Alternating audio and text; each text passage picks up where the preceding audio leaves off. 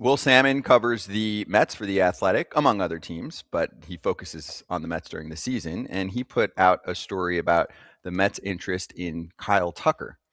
So he said what to make of the Mets' interest in Kyle Tucker. And he wrote about how the Mets would be mostly interested in one of those high average annual value, shorter term contracts. He also mentioned how Jim Duquette, who's pretty tied in with the team, he used to work for them, and he's been on this show, and he works for SiriusXM, among other spots, SNY. Duke said the three most aggressive teams for Tucker are the Blue Jays, the Mets, and the Dodgers. Salmon also wrote about how Mets officials actually feel that their roster is really strong right now, that their defense is better. Fangraphs WAR has them sixth best in baseball. It looks like they're pegged for on the win total. I think BetMGM has them at 86.5 for the over-under. So that's usually a playoff spot, right? Yes, sir. But as far as Tucker goes, does he want the bright lights? Is he really going to take a shorter-term deal? For example, if the Mets are offering him 3 years, 130, it's a big number. But what if the Blue Jays are offering him 8 years, 300? Yeah. What are you doing? Yeah, I don't.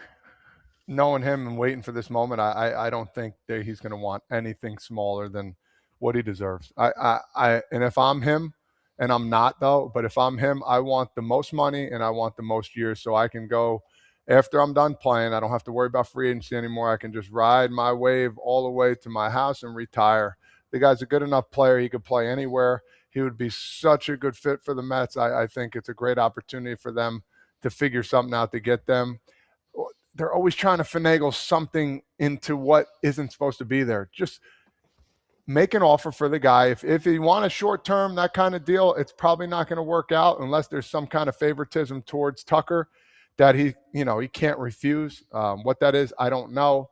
The Blue Jays get him, then we have some more questions to be asked. How about Bo Bichette and these other guys that are part of the organization? The Dodgers, we don't know what they're going to do. And that's the team right now for me that is like, they're willing to do any and everything to win World Series. They won back-to-back, and this team, I wouldn't doubt it if they got it. If somebody came to an offer and Tucker's agent came back to the Dodgers and said, listen, they're doing this, they're like, we'll do it for another year. We'll give him $30 more million. Boom. He's going to do it. So that's the wild card team I would be scared of, Kratzy. For sure. I mean, I think we can debate where he's the best fit and who's going to actually sign him. But just for the sake of the topic, like let's say the Mets are saying, okay, we want a shorter term deal.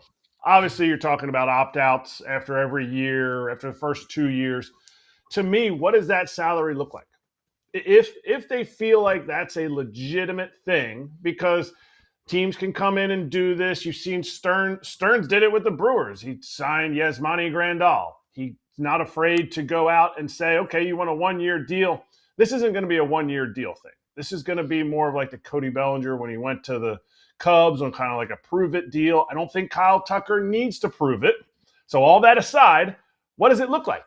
What is that number? Because I'm looking at the highest annual salary for players for this current coming up year. How much is it going to take? Is he going to make? Will they offer him 3 years, $120 million? Are they going to offer him, which would give him exactly what Judge is getting?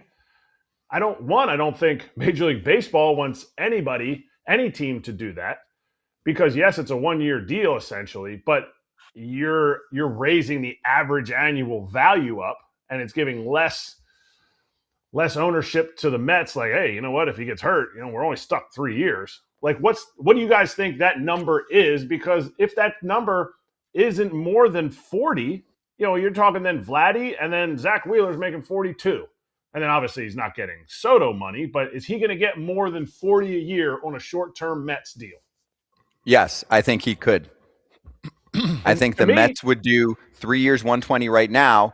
Remember, some fans are going to go, hey, last year, Alex Bregman got, what was his final number? I think deferrals made his number 3 years, 90 on net present value. So that was 30, right? Because I think it was 3 years. Was it 3 years, 120 for Bregman? If it was, the first year wasn't as backloaded as the other years. The other years were he wasn't getting as much up front. And it didn't matter, right? Because it ended up turning into a one-year deal. But it does matter because that's how you look at the back-end security if the player gets hurt or something like that.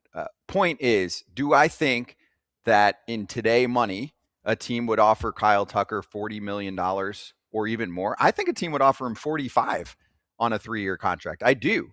But the question is, do you want that or do you want like 35 over 8 years from the Blue Jays? To me, it's seeming pretty clear that the Blue Jays have a legitimate offer on the table for him for a lengthy amount of years, and he has to decide if he wants to take that. And they probably have the winning bid by a good margin. The Blue Jays have been aggressive as hell, right? They did this with Dylan Cease. They were like, boom, we're throwing this at you. We know it's the biggest and the best. You want to ball with the big boys that almost won a World Series or not? And they probably said, listen, I'm giving you this.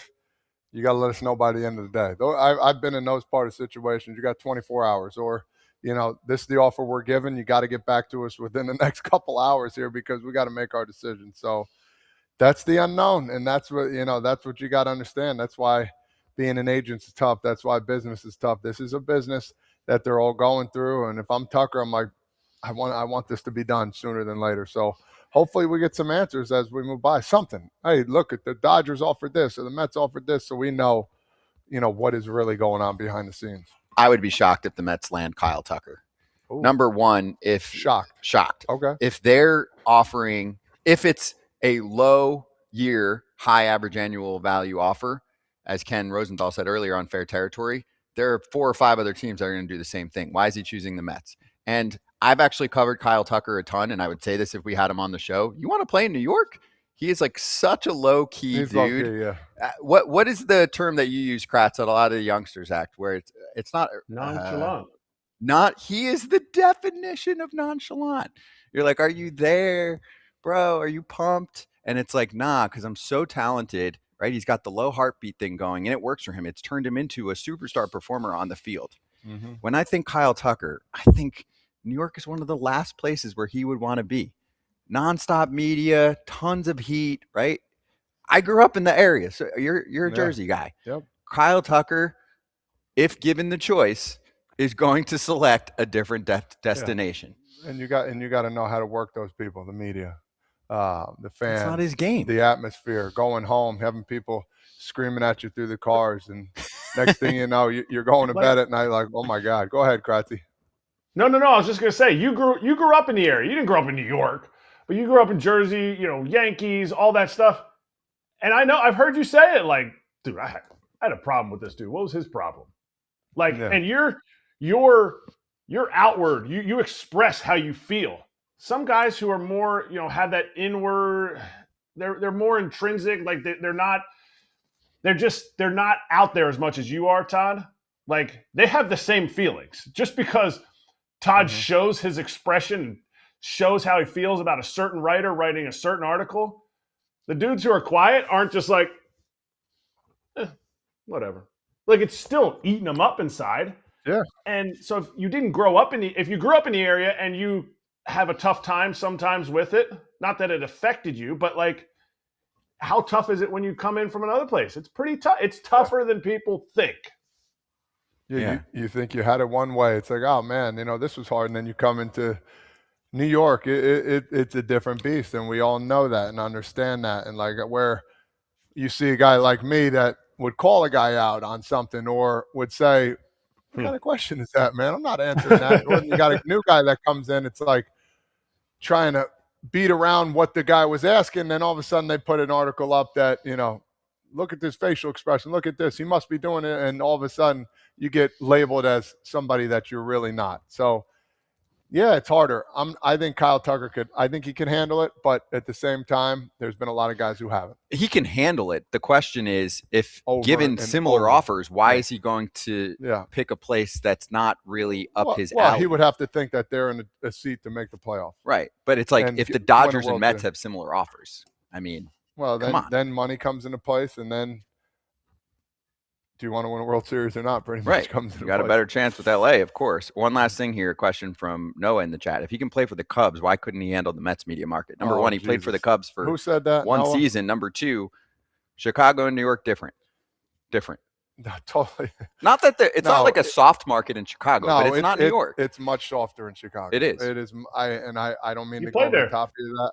I know I was with the White Sox, but still, it's a softer market. You got your guys, and you sit there and I used to tell the guys over in Chicago, you can ask all of them, two of them. I said, you guys couldn't handle New York, and I used to bust their chops all the time. I remember like it was yesterday. And Noah, I respectfully, it's two totally different markets, and these guys will chew you up and spit you out if you let them. That's all.